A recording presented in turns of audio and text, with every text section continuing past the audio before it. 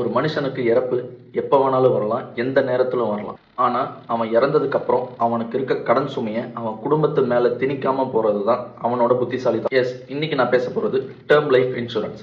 Term life insurance யாருக்கெல்லாம் போடலாம்? A salaried and a business man. சேலரிடுனா சேலரி ஸ்லிப் இருக்கணும், பிஸ்னஸ் மேனா ஐடிஆர் இருக்கும். உங்கள் சேலரி 3 lakhs per annum இருக்குன்னா இன்ட்டு 20 times 60 lakhs வரைக்கும் உங்களுக்கு கவரேஜ் நீங்கள் எடுத்துக்கலாம்.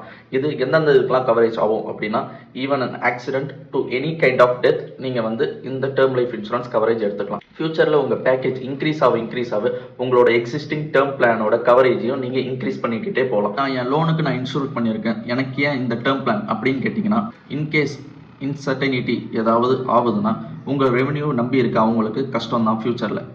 நீங்கள் இந்த டேர்ம் பிளானை எடுத்து அது மூலமாக 1 கோடி ரூபா உங்கள் ஃபேமிலிக்கு வரும்போது அவங்களுக்கு ஃபியூச்சரில் எந்த பிரச்சனையும் இருக்காது. அபசகனமாக பேசுகிறேன்னு நினைக்காதீங்க. Life is uncertain. யோசிச்சு முடிவெடுங்க. இந்தியாவில் பல insurance companies term plan provide பண்ணுறாங்க. நீங்கள் அதில் பெஸ்ட்டாக உங்களுக்கு பிடிச்சதை தேர்ந்தெடுத்து பியூர் டேர்ம் பிளான் எடுத்து உங்கள் லைஃப்பையும் உங்கள் ஃபியூச்சரையும் உங்கள் ஃபேமிலியும் செக்யூர் பண்ணிங்க. இதே போன மாதம் இந்த வீடியோ போட்டிருந்தா உங்கள் டேர்ம் லைஃப் இன்சூரன்ஸை ஏடிசியில் கிளைம் பண்ணிக்கலாம்னு சொல்லியிருப்பேன். ஆனால் இந்த பட்ஜெட்டில் தான் உங்கள் டேக்ஸ் எடுத்துகிட்டு போயிட்டு கன்சியூம் பண்ணுங்கள், தேவையில்லாத எக்ஸ்பென்ஸ் பண்ணுங்கள், 12 லட்ச ரூபா வரையும் டேக்ஸே இல்லைன்னு சொல்லிட்டாங்கல்ல. ஸோ அந்த ஆஃபர் கிடையாது. இந்த ஒப்பீனியன் உங்களுக்கு யூஸ்ஃபுல்லாக இன்ஃபர்மேட்டிவாக இருந்துச்சுன்னா என்னை ஃபாலோ பண்ணி உங்கள் ஃப்ரெண்ட்ஸ்க்கு ஷேர் பண்ணுங்கள்.